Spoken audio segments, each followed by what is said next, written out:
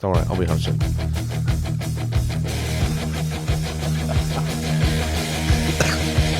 While Skeeter sorts out his home life, we are here with the Shelter FootyCast, live and local at BackChat Studios. I sound like a pack-a-day smoker. Welcome to the Shelter FootyCast. I got a cough. Speak. Hello, Skeeter. Yeah, hello, Scully. You look like Dennis Bergkamp, the Dutch soccer superstar, with your Dennis Bergkamp. I like that. Yeah. Anyway, he's got the Giants man Up the Giants. through. Yes, good to be here. And yeah, Scully, you'll confront this in life at some stage once the boys get older and they're trying to get keys to get out of their house and get in their house. And oh god, it's a shit show. But anyway, it's all good fun. I just gave Jane the roll the cameras. Let's go. That is the Southern River Band, boys. You know they are out of Thornley. They got a new song out today. It's shit house. I can't remember what it's called. Well, if you're going to give them a plug, you better not. I want to say Van Halen, but I know it's not Van. It's like a play on words with Van Halen. Okay. Check them out on Spotify. The boys just released a new song. What I do know is tomorrow night, Dice does their best work down at Shelter. How did you know that, Skeeter? Oh, because I've been promoting for, I reckon, about 6 months now. I don't think I've promoted anything more. Even on 6BR, we give plugs ad nauseum. Dice, we've given a lot of love to. Tomorrow, I think there's 4 tickets left. Oztix.com.au. Go and get them. Well done, Skeeter. I've got the bottom art roughie of the week this week. I'll give you some liberties this week. It doesn't have to be a $3 because I don't think there's any $3 underdogs.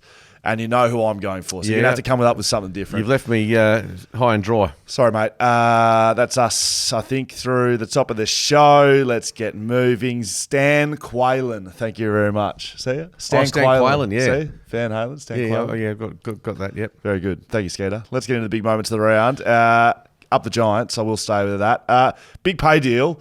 Has been conditionally approved, basically, between the AFLPA and the AFL. $2.2 billion over 5 years. That's a fair bit of coin, Skeeter.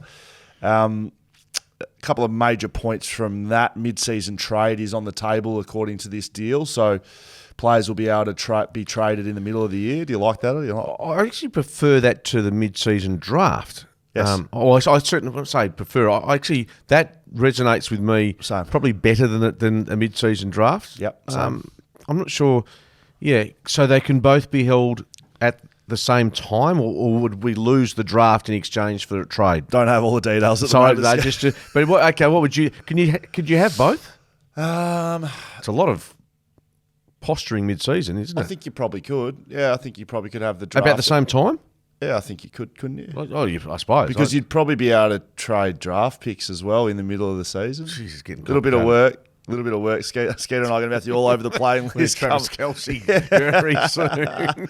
So 98% of players voted yes on this one. So the only thing that made me think was who's the 2% that said no, and it's basically irrelevant what you think. But I don't know. That's pretty much what comes across there. It's just in brief. So I think that, not the sticking point, that I guess when you try and weigh up the men's and the women's pay, and that we know that there's parity now in the finals, the reward for the dollars in finals, like what the men and the women get, to my understanding. There's certainly that ledger has been balanced. That's not a big part of the CBA, though, to be honest. That's just a prize money at the end of it, which really makes up a tiny, small portion. Okay, so forget that. The big part is the day-to-day pay. So the women's players will be averaging 70. Yeah, 70, but they'll be being paid $130,000 by 2027. So by the end of this deal, will that make them professionals as such? Yeah, I think you'd say that, wouldn't you? I mean, I'm just saying. I'd be happy with a guaranteed $100,000 a year at the moment. 2025 season will mark the first time that a Tier 1 female player will receive more than $100,000 as a base playing wage, and the Tier 2 players will hit those figures in 2027. Now, I know you were quite, and you said it with a bit of sarcasm, but about the money that's being paid, for instance, to a Ben Mackay or a Radagalier, possibility for backmen to be getting $700,000-800,000. Yes. But in general, do you believe that AFL footballers are underpaid, overpaid, or about on the money? That's a very good question. By season 2027, 50 men's players are set to be earning over $1 million. So if you remember the first ever player to get $1 million, that it feels like there's only maybe 6 or 7 of them right now. There's going to be 50 by 2027. I'm going back. The big deal I can remember going back in time was Alistair Lynch going up to from Fitzroy to Brisbane. Now that was a multi-year, maybe even 10-year deal. I mean, Buddy's obviously the next one, but that was again a 10-year deal. Dusty, Jeremy McGovern's been rumoured to be on that much. Look, to answer your question, I think it's all relative. So if the money coming into the game is $2.2 billion, sorry, that's not the money coming into the game, but if the TV rights keep going up, it's got to go to someone, doesn't it? I mean, it's only relevant to the industry you're in. Bear in mind, a lot of that money, I mean, in the end, the AFL is still propping up clubs like St Kilda. Correct. And there are clubs, obviously, like the Giants and the Gold Coast Suns, that the AFL's still pouring money, whether that comes directly from broadcast specifically or not. But yeah. I think the players should directly benefit from the success of the game. Yeah, I sure. think that they play a bigger part than any other stakeholder in the success of the game. You know, win, lose, failure, success, whatever it is. I think the players should hold a large portion of that. And they probably should share in if the quality starts going down and people stop going to the footy. That's players' responsibility too. I don't think they should have all the positive and no downside. I think they should probably on a sliding scale a little bit. So in saying that, the percentage they get as that TV rights deal goes up, they should go up. To answer your question, I think footy players are overpaid. Yeah, I do think they're overpaid. Overpaid. I think they're overpaid, but it's relevant to what the industry's earning. It's not something that I'm going to argue against because the money's there. So if our players don't get it, give it to the executives. I wouldn't have thought that's a good idea. No, well, so you're saying that they're overpaid, but I would sort of half challenge you by saying if some of our best players in the competition aren't being paid as much as the CEOs of respective clubs and certainly not the CEO of the AFL, that to me, and you've said it, they're the stars of the stars of the show. I mean, administrators, with all due respect, you can find administrators a lot more easily than finding players that get you through turnstiles. Whether it's Dusty Martin, whether it's Buddy, whether it's Nick Dacos through the final, whatever it is. I just like to know the balance. That's to streamline my comments. I think players are overpaid compared to people out in the real world. And I think a lot of people listening would agree with that. But inside the AFL, they're probably underpaid. But why don't you compare it to other sporting organisations? And I guess it's difficult because, say, in America, the NFL... Well, they're the highest paid league in Australia, the AFL. Yes. As they should be. But they also generate the dollars that demand... You can't compare it to America. No, but you're talking about even with soccer, with the dollars, are they overpaid, underpaid? I think... Bottom line is, I think their shelf life, the average footballer's shelf life or career, I think you'll know, is less than 5 years. So he's like Lionel Messi, who's getting you $1 billion. Is he overpaid? Do you think? Well, I would have thought so. It's relative. Yeah, of course. He's bringing in the money. Miami's absolutely dominating in merch sales, and he's got shares in Google and shares in the league and all of that. It's just relative to what he's doing. So in Australia, right here in the AFL. Within the AFL, I think they're underpaid. The way that the amount of money's coming in, I don't think they've got a big enough slice. But in society here in Australia, they're overpaid. They're overpaid for how much do they work? But they work 7 months a year. Yeah, but by the same token, if you compare it to the bloke that sweeps streets or does clean or whatever, absolutely. But I think you need to compare apples with entertainers. So it's sporting entertainers. Yeah, I have been in there. On the racket that he's in there. So I do know that you can't compare it to a brickie. But I would say that the amount of time they've got off, the what is it, 8 weeks now? It's more than 8. Is it more than 8? 8 was when I started. So it's about 16 weeks, mate. 16 weeks, seriously?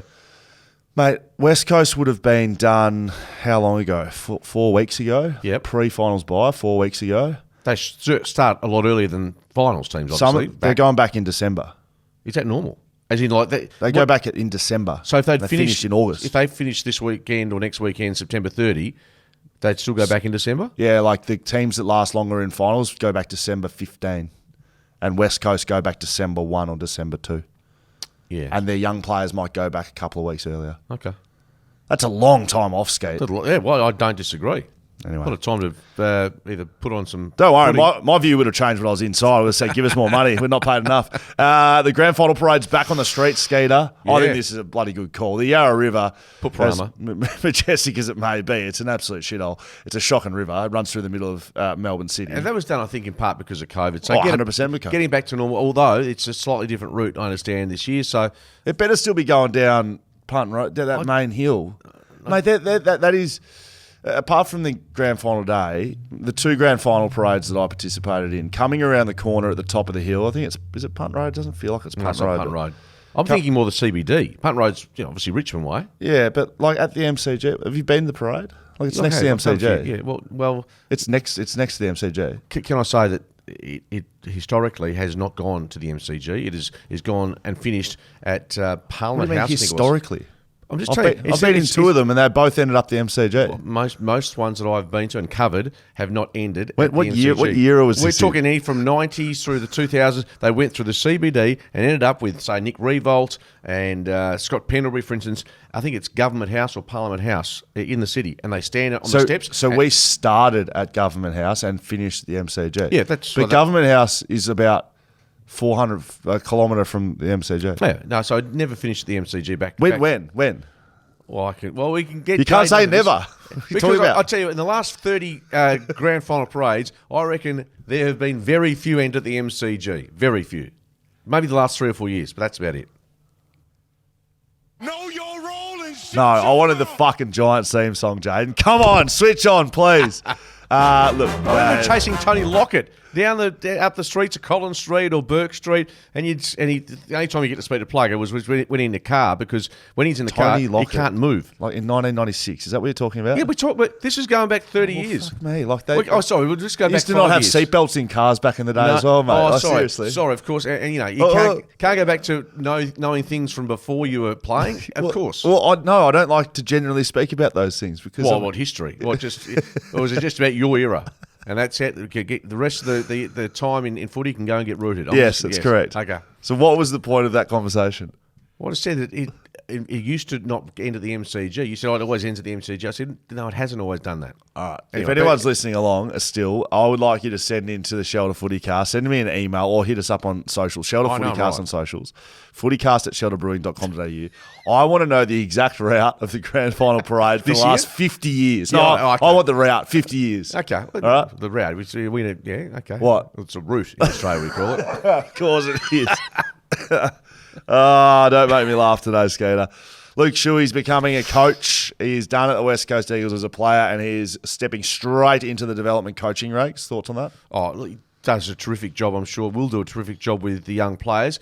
My only feeling is that if he wants to become an assistant/senior coach in the next 5 years, and you'd know more about that than me, I would suggest that his best avenue would be to cut his ties with the Eagles at some stage and learn maybe a different club. You see a lot of players do that, don't you? That it seems the most obvious way to do it. Yeah. Don't you think that's the most obvious thing to do is give yourself a bit of separation at some stage, and like say Dean Cox has done, or like there's so many that have got moved clubs just to get a different feel of it, a different environment. Yeah, you don't actually see too many guys sort of stay with one club and continue on that way, because I think probably once Luke sort of cuts his teeth as a year or two at West Coast, he'll realise he needs to still grow and develop and see somewhere else. So I think it's a good start for him. I'm happy he's staying in West Coast. He's one of my good mates. I'll probably grow a couple of wines with him once he's finished up.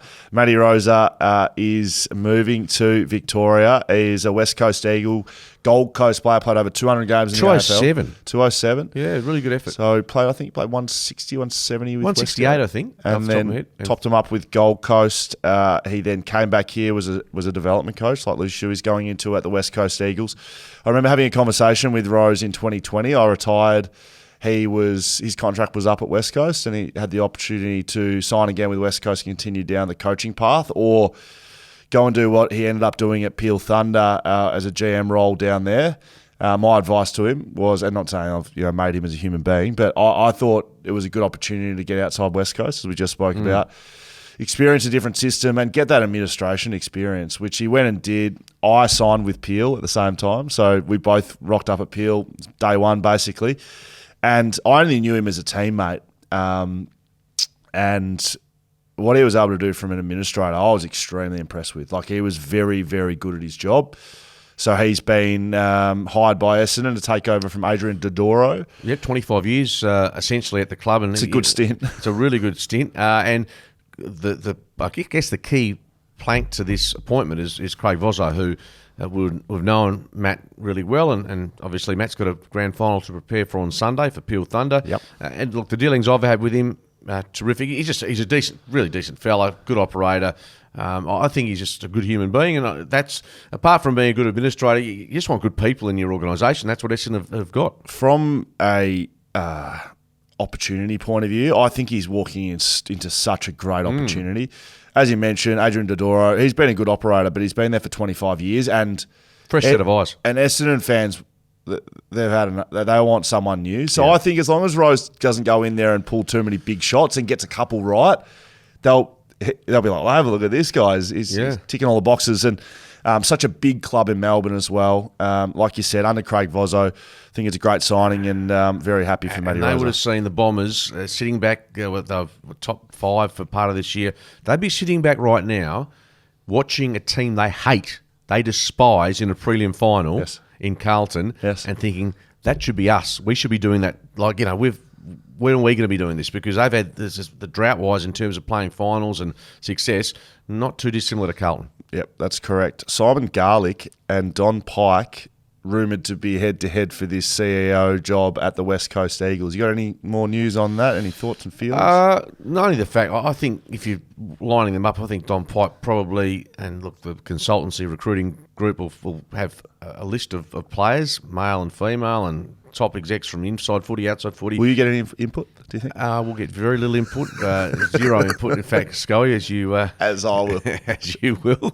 I would have thought the Simon Garlick one is probably less likely than more. He's been at the Dockers since 2019, 8 years before that at Western Bulldogs, highly thought of. I would have thought his next step, ideally for him, would be going back to Melbourne in an AFL role. But I might be 100% wrong. Hasn't he just missed the boat with that? They've just made 3 major hires at the AFL. Yeah, absolutely. Just hired the CEO, the manager of footy, and another one. Yeah. Not too many other jobs going on, I thought. Well, these things can change pretty quickly. But my point is that if he's in a CEO role here now and he's not got the job done that he came to do for Fremantle, why would you leave without the job finished? And what's the better job, do you reckon? CEO of Freo or CEO of West Coast? Well, depends what you say. I think West Coast Eagles as a great club to join now. I think it's like a stock that is so low. I would love, if I'm in footy, I'm thinking, get me in there. Don't you think it's great to build something? Although it's hard yards, there's going to be some work to be done, and you're going to cop a lot of wax around the ears. I think that's a great club to be at now. And you're not building from zero, though. It's not like West Coast are scrounging around for some money. No, you've got a lot of planks in there. Obviously, the list needs work, but I think it's a great time to join the Eagles. Conversely, I think Fremantle with Simon, I suspect his job was to come there. He's got record membership as part of his deal, but he also has talked about that grand plan, and that's winning a premiership, at least one premiership, and he hasn't done that. So I'd suspect he has got some unfinished business at Fremantle, and I would be very surprised if he ends up at the West Coast Eagles. I'd be very surprised if the board at West Coast don't have a name that we don't know about that's completely external to football. Like it doesn't make any sense to me. Down the road, the team down the road, the CEO, and an ex-premiership player who's coached the club, they're the two guys. Like that doesn't make any sense. Totally. To me. And look, I've got mail that going back a few months ago, you're right on the money there, because a guy called Lonnie Bossy, who used to run Crown here in Perth, really good bloke. I know him. He loves his footy.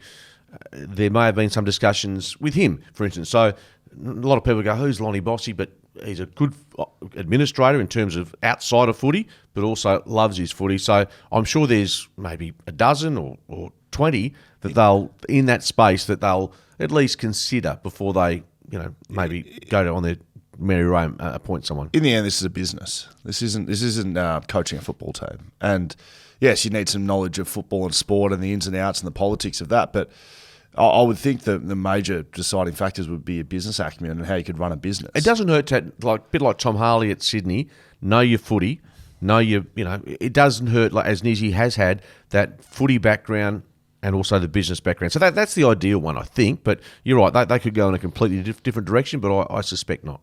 It's Pre-Lim final weekend. Let's get into those games. Will Schofield, Mark Reading, Shoulder FootyCast. Well, he's still waiting for the song.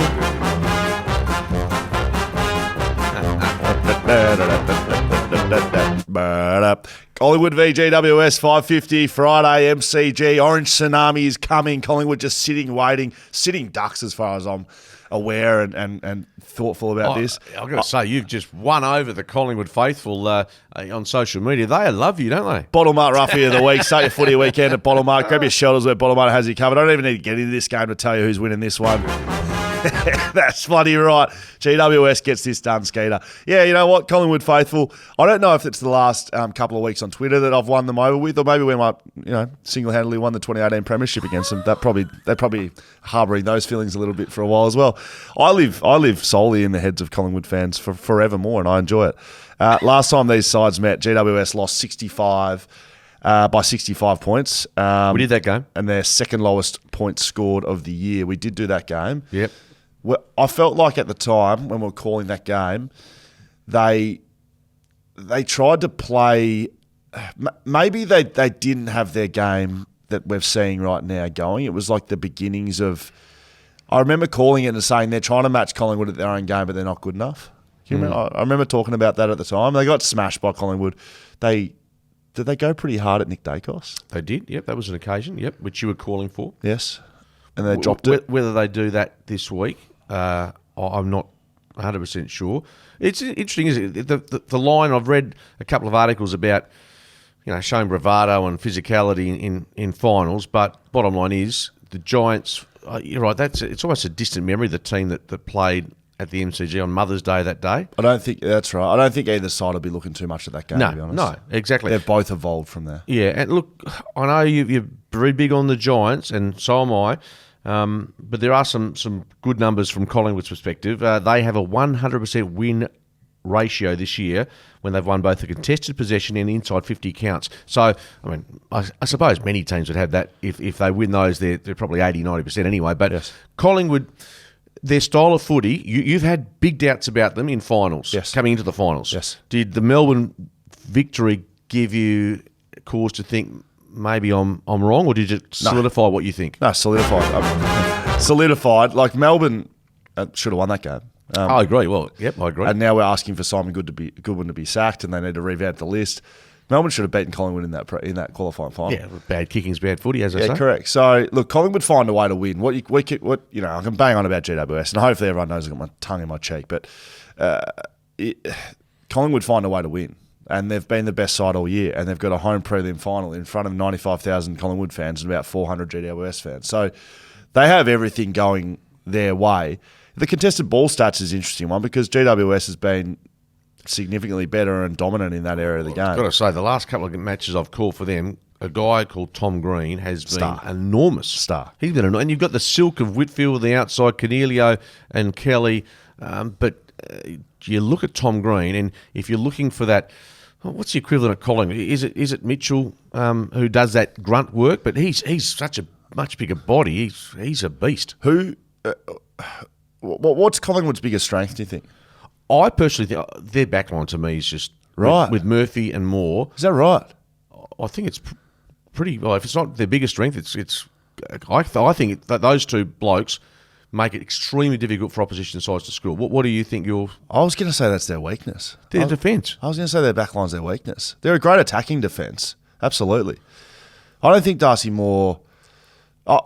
Put it this way, I think Darcy Moore's a great player, but I think he's a better offensive player than he is defensively. Yeah, but there's a bit of Jay McGovern about his ability to. Yeah, so the thing with Gov, everyone thinks he's all offense, and I'm probably underselling Darcy Moore a little bit. Yeah, he's a great one-on-one defender. Darcy Moore probably is to an extent.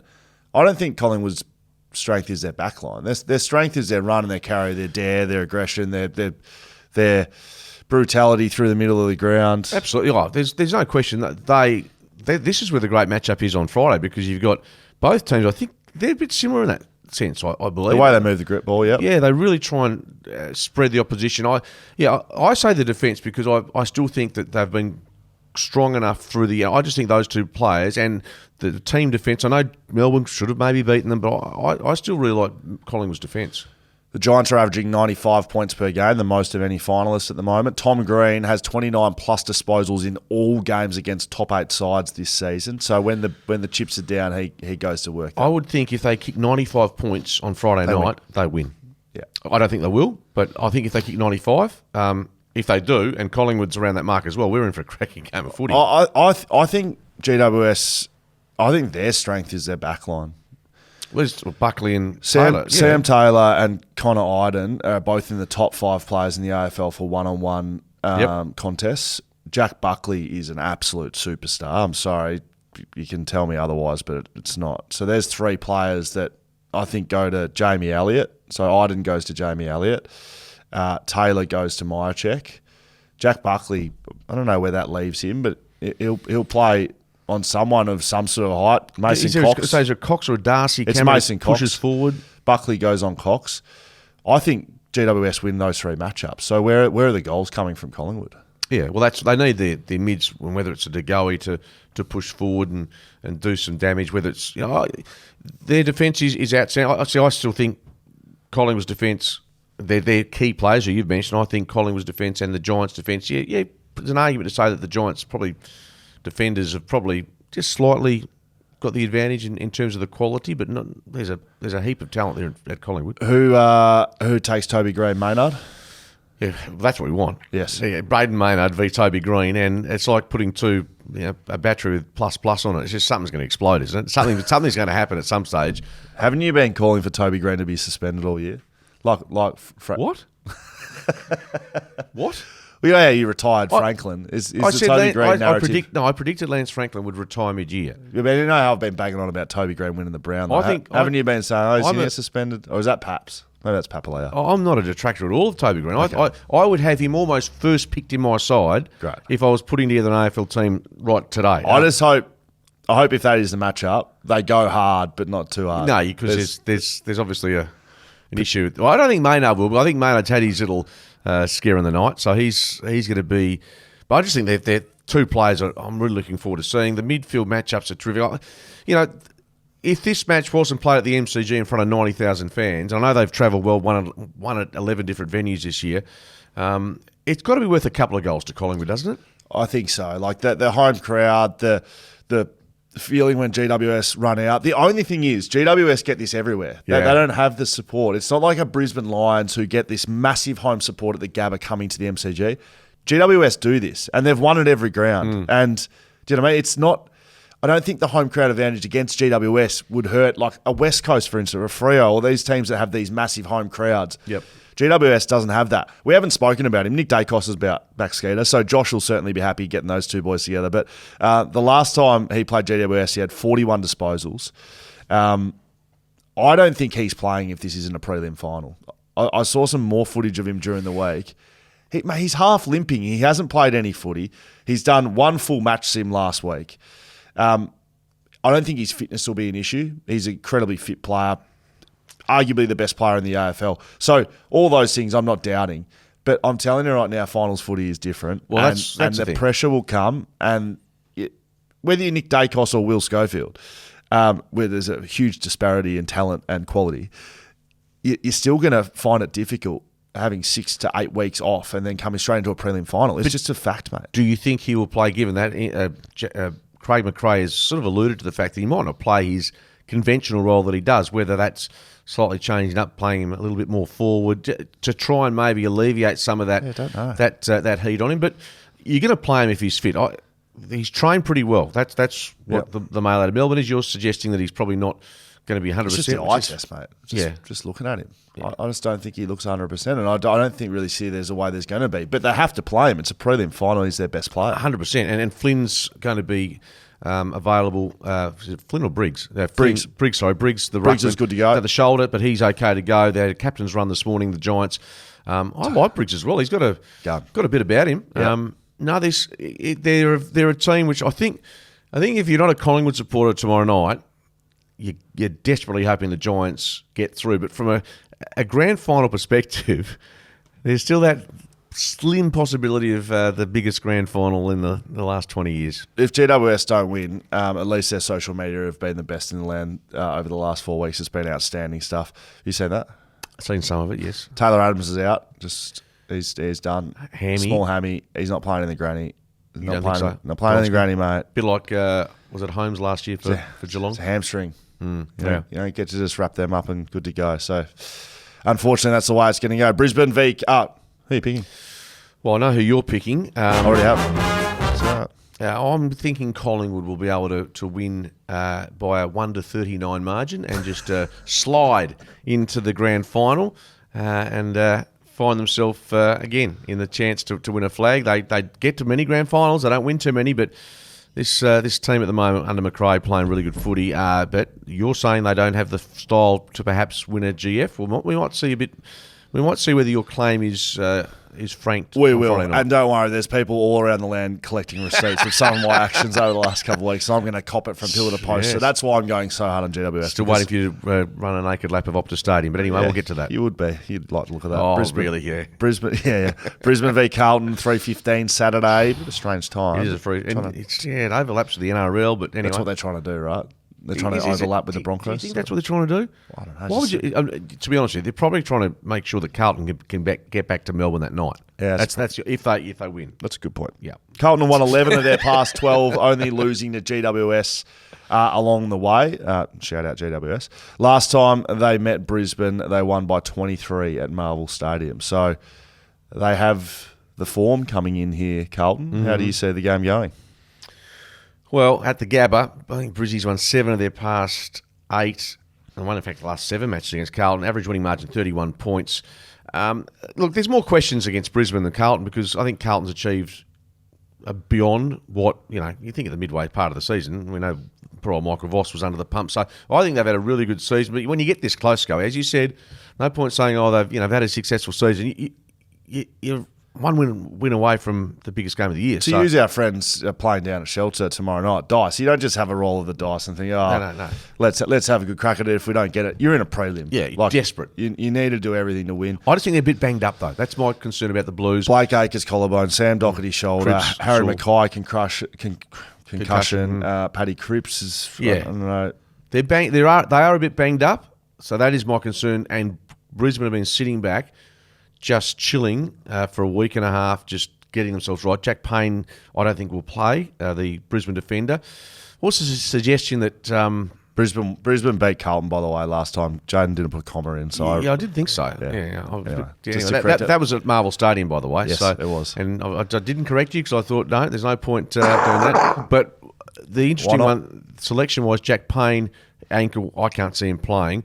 Talk of Jack Gunston coming into the side. That's certainly not a like-for-like replacement. He knows how to do it at finals time, Jack Gunston. But not as a defender, I would have thought. No, that's correct. So not a like-for-like. Here's the bloke that, poor old Daniel Rich, again, not a like-for-like replacement, but he's sitting back thinking, is there a sneaky chance? But I suspect not. But I think Brisbane's midfield has been so good up at the Gabba.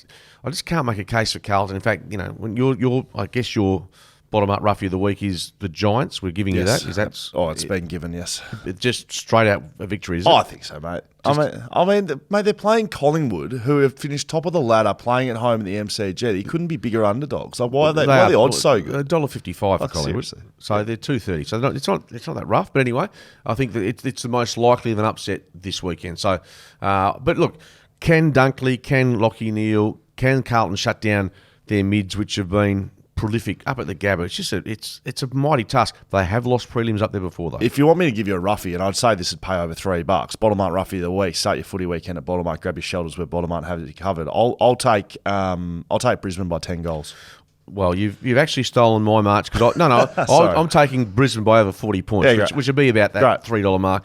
I just think it's one of those matches that if they get on top early, and you go back through the 2 finals they've played, Carlton. Last week against Melbourne, again, they should have lost that game theoretically. Melbourne just completely butchered it. Yes.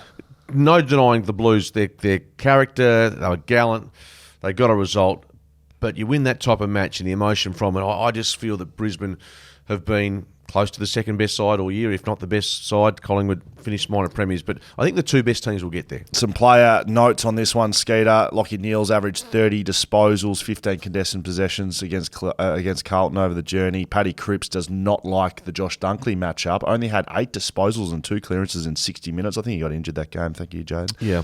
Sam Walsh averages 30 disposals. He's flying. He averages 30 against the Lions. One of only 3 teams in the AFL he does that against, so he might have a big one. Do you play Harry Mackay on the weekend? Do you, when you say Yes. Play your best team. Yes. Is he in that best side? Yes. Jack Martin's in the best team, so he plays. I can just tell you from a backline point of view, a forward line with Charlie Curnow and co versus Charlie Curnow, Harry Mackay and co, I would rather play Charlie Curnow and co. Yes. Like as a backman, because you don't have a second bloke to worry about. Harry Mackay, if he is left to his own devices, is a Coleman medalist, right? He's a fair way off that at the moment. It does not matter.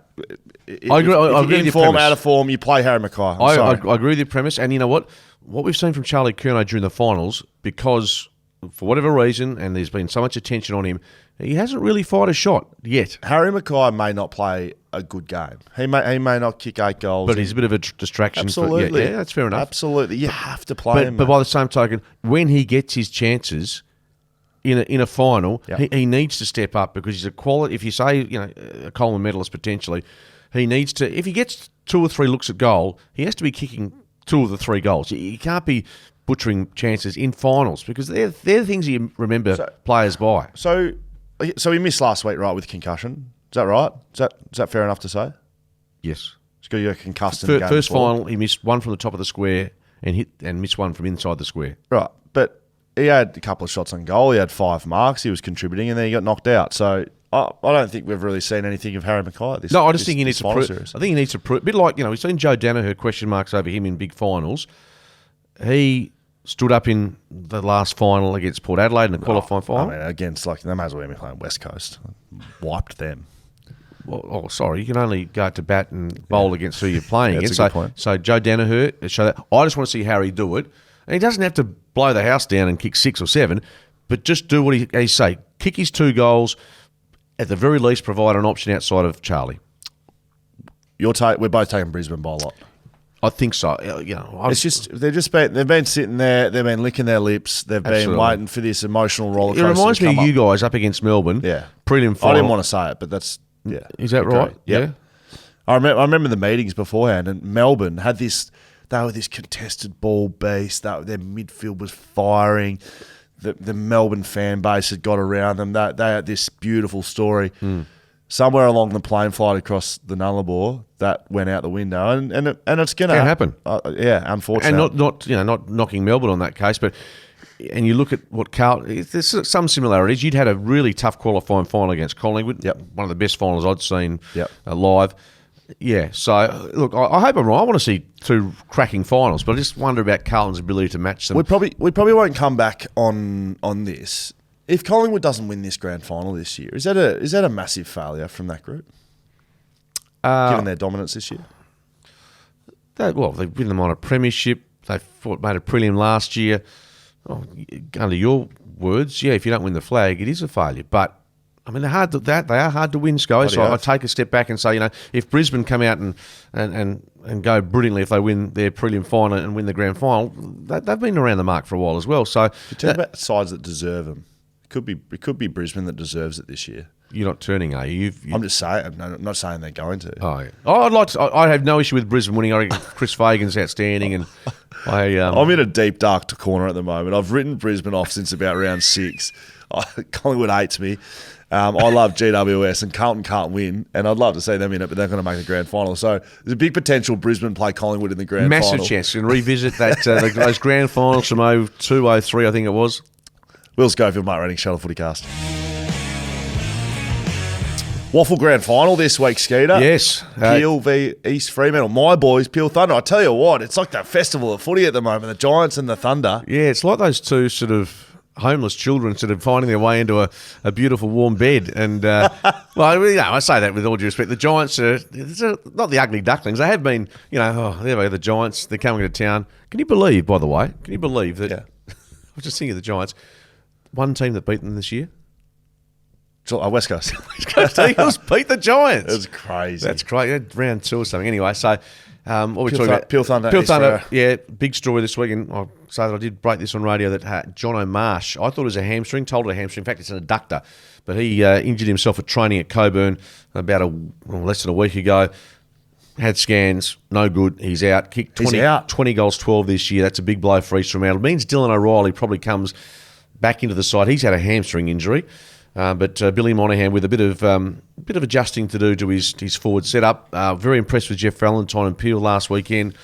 Their AFL listed players important, but not critical to their success. Guys like Blair Bell and Jack Sears have had really good final series. Ben Middleton, exactly. So they're a quality side, and their bigger bodies are going to be really tough for East Fremantle to dislodge. It's been 25 years since East Fremantle last won their flag. Last flag in 1998. Peel have won 2 already. They're looking for their 3rd, and East Fremantle chasing their 30th premiership. So talk about the traditional, the old school waffle club up against the new boys relatively at Optus. And hopefully we get more than 30,000 for what should be a really good game of footy. I'm looking forward to it because East Fremantle, I think, is the Cinderella story, if you'd like to say. Well, there's the traditional talk that the alignment with Fremantle, Peel Thunder.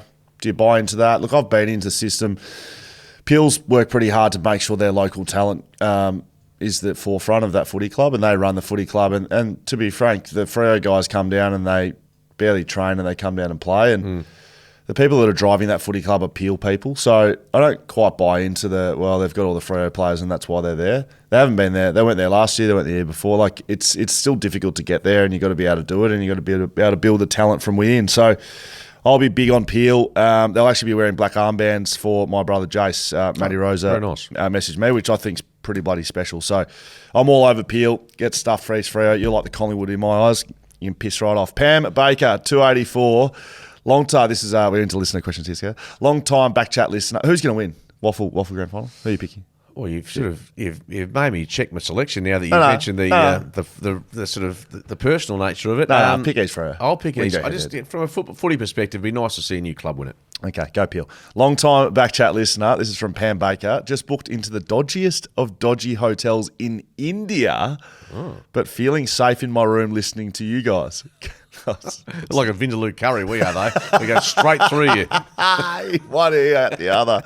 Can you suggest any good places to watch the AFL GF in New Delhi besides my room? Well, Skeeter? I've never been to India, and I've got to say, I'd love to go and watch some cricket there, but I've never, ever gone to India. So are there any Aussie bars? Can you drink in India? I don't know. You can drink in India. No, well, there's places. You can drink in India. Have you been there, have you? No, I haven't. Well, just tell me where you go. I've got no idea. You don't have like the shoe in India, do you? Like, you don't have the shelter just on the corner. Know. Why not? Well, she might be over for World Cup, which is coming up shortly. I don't know. That's a long. Which World Cup? Cricket. It's cricket starts in about a month. Anyway, I don't know where to go and watch it, but I think the Travis Kelce voice would probably be appropriate now, but just check your local guides, as they say. Local guides. Jump on TripAdvisor. Mr. Reddings fan, this is from. Wow. Obviously got a lot of spare time in your hands. Good to see my daughter right here. Hello, Liv. Do you play a less physical... What? I don't think it's asking. Have you read this before? No, I haven't. Do you play less physical to avoid suspension in a prelim final so that if you do win, you're available to play in a grand final? No. Far from it. Absolutely not. I think, that's inviting. I mean, you tell the ex-player, you can't go with that sort of attitude. The prelim final is actually more nerve-wracking than the grand final. Way more nerve-wracking than the grand final. Grand final, you feel like, well, we'll just leave everything out there and we'll... But to get into it, the nerves pre-game in a prelim. I remember the North Melbourne one in 2015. Less so Melbourne. Like we learned a lot from 15, but 15 we didn't score in the first quarter. We didn't score a goal, and I just remember being so nervous. We'd beaten Hawthorn in the qualifying. North Melbourne weren't the best side we were. It was at home. This is what we'll be going through Collingwood's mind. Did he missed the qualifying final with a missed quad? the qualifying with an injury, and he played the prelim. Played the prelim, yeah. So look, nerve-wracking times the prelim, but once you get into it, it's almost more physical. Like it's a huge game. The first quarter will just be absolute mayhem. Whoever can settle into their game the best, and this is both games. The only way Carlton beats Brisbane is if they start really well. Yep. And I think GWS have got to start really well to be in the game with Collingwood. If either of them gets blown off the park in the first quarter, it's going to be very difficult. But that's what we've seen with almost every final. I stand corrected this. It probably goes back for many years, but you start well in finals, and particularly this series, whether it's Collingwood against Melbourne in the qualifying final, Brisbane against Port Adelaide in the other qualifying final, GWS, I think it was even at quarter time against the Saints, but they certainly more than matched, and that's what the interstate sides or the visiting side has to do. Yeah. And that's if they don't have to necessarily be 5-1, but if they're 3 goals apiece, that suddenly changes the dynamics. Yeah. You're into it, absolutely. It's going to be a good weekend. Skater, looking forward to it. Up the Giants. You're going for the Pies. You're going for the Blue Baggers get rolled. And East Fremantle, Brisbane. Yeah, it should be huge. Prelim final, grand finals. Can't wait. Looking forward to it. Shelter FootyCast on socials. FootyCast at shelterbrewing.com.au is our email. I'm done. I'm going to have another pack of darts.